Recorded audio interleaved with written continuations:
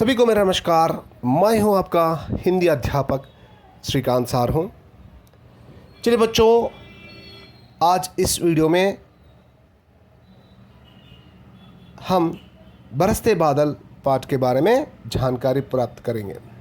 इस पाठ का कवि का नाम है श्री सुमित्रानंदन पंत जी है। पाठ में उम्मीदगीकरण में एक छोटा सा पद्य दी गई है। वह पद्य, क्या गाती हो किसे भुलाती, बतला दो कोयल रानी, प्यासी धरती देख मांगती हो, क्या मेघों से पानी। इस तरह एक छोटा सा सुंदर सा कवितांश दी गई है। कवि इस कवितांश के अंतर्गत कोयल से पूछ रहा है, जो ग्रीष्म ऋतु में आने वाले एक छोटी सी पंछी, क्या गाती हो। यानी यहाँ कवि कह रहा है, बहुत सुंदर सा तुम गा रही हो और तुम्हारे गाने में किसे बुला रही हो। ऐसा वो कवि कोयल से प्रश्न पूछ रहा है और कह रहा है, प्यासी धरती मांग रही है। किसे मांग रही है? मेघों से पानी मांग रही है। इस तरह वो कह रहा है। देखिए बच्चों, उम्मीदगीकरण में जो दी गई कवितांश से 3 प्रश्न यहाँ पर पूछा गया है। पहला प्रश्न है, मीठे गीत कौन गाती है? मीठे गीत कोयल गाती है। हमें पता है कोयल कहकर, मगर वाक्य का निर्माण सही निर्माण करना चाहिए, जब भी हमें 1 अंक प्राप्त हो सकती है। दूसरा प्रश्न, कोयल किसके लिए पानी मांगती है? धरती के लिए। सही है, मगर वाक्य का निर्माण इस तरह होनी चाहिए, कोयल धरती के लिए पानी मांगती है। बादल प्रकृति की शोभा कैसे बढ़ाते हैं? आसमान में काले बादल पानी बरसकर प्रकृति के कण कण का रूप बदलकर ठंडी हवा आने लगती है, चारों ओर हरियाली छा जाती है। इस प्रकार प्रकृति की शोभा बढ़ाती है। अब पाठ का उद्देश्य, ये दूसरा मुद्दा है। प्रकृति के प्रति काव्य रचनाओं के प्रोत्साहन के साथ साथ सौंदर्य बोध पाना और मनोरंजन करना इस पाठ का मुख्य उद्देश्य है। देखिए बच्चों, ये जो कविता पाठ है, इसलिए हमें काव्य रचना की सृजना देने के लिए पाठ दी गई है। हमें प्रोत्साहित कर रहे हैं कि किस तरह से कविता लिखना चाहिए और हमारे मन की जो भावनाएं कविता के माध्यम से सुंदर ढंग से एक आकार या रूप देकर हम प्रकट कर सकते हैं।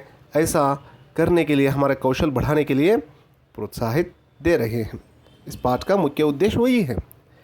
विधा विशेष, बरसते बादल कविता पाठ है। कविता भावनाओं को उदात्त बनाने के साथ साथ सौंदर्य बोध को भी सजाती संवारती है। प्रस्तुत कविता नाद के साथ गेय योग्य है। नाद यानी ध्वनि। देखिए बच्चों, ये जो पाठ है, इसकी जो विधा है कविता है। कविता में क्या होता है? भावनाओं को प्रकट करते हैं, साथ ही साथ सौंदर्य बोध का भी हम सजाते हुए लिख देते हैं। ये कविता की एक पद्धति है। अब हम कवि परिचय देखेंगे। बरसते बादल पाठ के जो कवि हैं श्री सुमित्रानंदन पंत जी हैं, उनका परिचय इस तरह दी गई है। प्रकृति के बेजोड़ कवि माने जाने वाले सुमित्रानंद पंत जी का जन्म सन 1900 में अल्मोड़ा में हुआ। साहित्य लेखन के लिए इन्हें साहित्य अकादमी, सोवियत रूस और ज्ञानपीठ पुरस्कार दिया गया। इनकी प्रमुख रचनाएं हैं वीणा, ग्रंथि, पल्लव, गुंजन, युगांत, ग्राम्या, स्वर्ण किरण, कला और बूढ़ा चांद तथा चिदंबरा आदि। इन्हें चिदंबरा काव्य के लिए ज्ञानपीठ पुरस्कार से सम्मानित किया गया। इनका निधन सन 1977 में हुआ। देखिए बच्चों, प्रकृति के बेजोड़ यानी किसी से हम इनकी तुलना नहीं कर सकते हैं, किसी से हम नहीं जोड़ सकते हैं। यहाँ उपसर्ग बे दी गई है। इनका जन्म जो है 1900 में अल्मोड़ा में हुआ था। ये उत्तराखंड, पूर्वांचल प्रदेश में है बेटा। तो कवि परिचय परीक्षा में इस तरह से पूछा जाता है, सुमित्रानंद पंत जी के बारे में आप क्या जानते हो, इस तरह से प्रश्न पूछा जाता है। तो यहाँ हम 6 वाक्य का निर्माण आराम से कर सकते हैं। मैं बता देता हूँ आप लोगों को, देखते रहिए पाठ्यपुस्तक की ओर। मैं बता रहा हूँ वाक्य का निर्माण इस तरह से करना चाहिए बेटा। प्रकृति के बेजोड़ कवि श्री सुमित्रानंद पंत जी हैं। इनका जन्म 1900 में अल्मोड़ा में हुआ। इन्हें साहित्य अकादमी, सोवियत रूस और ज्ञानपीठ पुरस्कार दिया गया। इनकी प्रमुख रचनाएं वीणा, ग्रंथि, पल्लव, गुंजन, युगांत, ग्राम्या, स्वर्ण किरण, कला और बूढ़ा चांद तथा चिदंबरा आदि। इन्हें चिदंबरा काव्य के लिए ज्ञानपीठ पुरस्कार दिया गया। इनका निधन सन 1977 में हुआ। इस तरह आराम से वाक्य का निर्माण करते हुए लिख सकते हैं। अब हम विषय प्रवेश देखेंगे। विषय प्रवेश। वर्षा ऋतु हमेशा से सबकी प्रिय ऋतु रही है। वर्षा के समय प्रकृति की सुंदरता देखने लायक होती है। पेड़ पौधे, पशु पक्षी और मनुष्य खुशी से झूम उठते हैं। इसी सौंदर्य का वर्णन यहाँ प्रस्तुत किया गया है। देखिए बच्चों, यहाँ जो बताया जा रहा है, वर्षा ऋतु हमेशा से सबकी प्रिय ऋतु रही है। सभी चाहते हैं ना वर्षा ऋतु को, वही यहाँ बताया जा रहा है। वर्षा के समय प्रकृति की सुंदरता देखने लायक होती है। सही है, क्योंकि चारों ओर हरियाली छा जाती है, इस कारण वो देखने लायक बन जाता है।